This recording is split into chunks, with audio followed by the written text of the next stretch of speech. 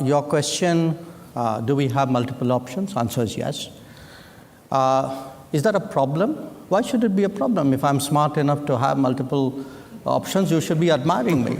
You shouldn't be criticizing. Now, is that a problem for other people?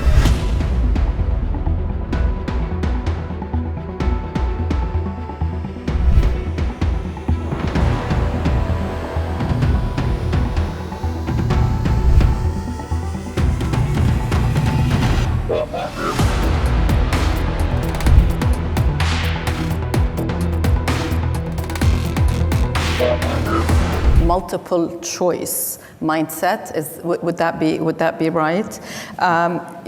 From non-alignment to, I think you may have called it, or somebody else called it, all alignment. So you can pick and choose alliances, but you can also pick and choose topics. On Russia, for example, you still buy Russian oil.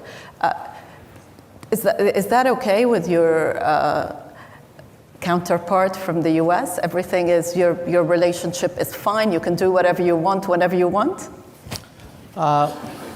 Okay, first of all... I mean, you're sitting next to each other. No. First of all, delighted to be here. And I couldn't find a better set of people to be with on the stage. So thank you for whoever put us all together. Your question, do we have multiple options? Answer is yes. Is that a problem? Why should it be a problem? If I'm smart enough to have multiple options, you should be admiring me. You shouldn't be criticizing. Now, is that a problem for other people? I don't think so. I don't think so, certainly in this case and in that case, because look, we try to explain what are the different pulls and pressures which countries have. And it's very hard to have a unidimensional relationship.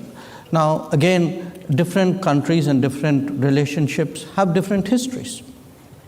If I were to look, say, between the US and Germany, it is rooted, there's an alliance nature to it. There's a certain history on which that relationship is grounded. In our case, it's very different.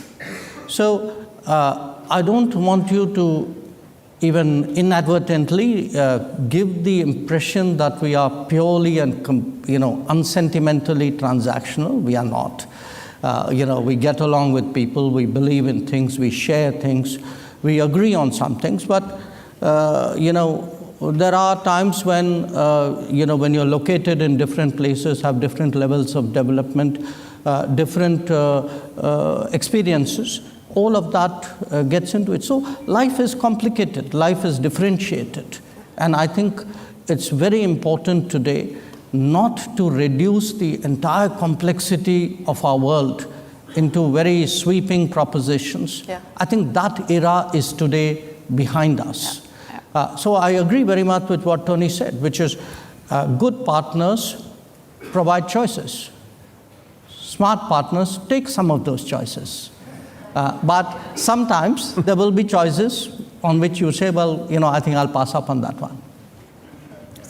It's a very good point, which brings me to the BRICS and the rise of middle powers, because that is one of the shifts that we see today. To what extent do you think that is a challenge to the West, or maybe that can be sort of the bridge, especially in a world where we will see continued competition between the US and China?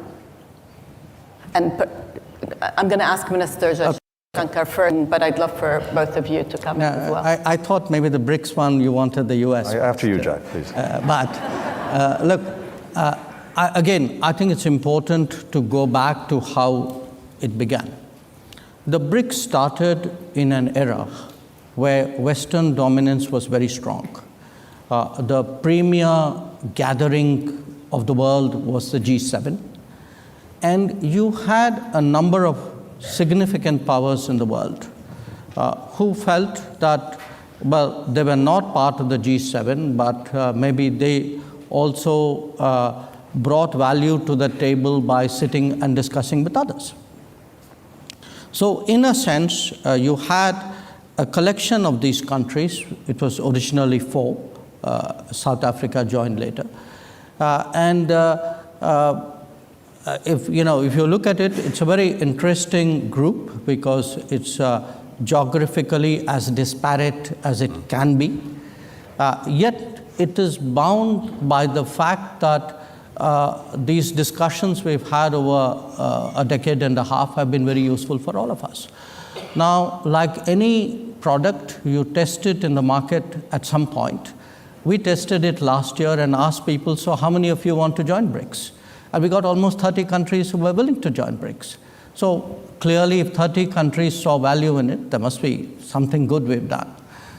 So I think it's important today to make a distinction between being non-West and anti-West. Mm-hmm. I would certainly characterize India as a country which is non-West, but which has an extremely strong relationship with Western countries, getting better by the day.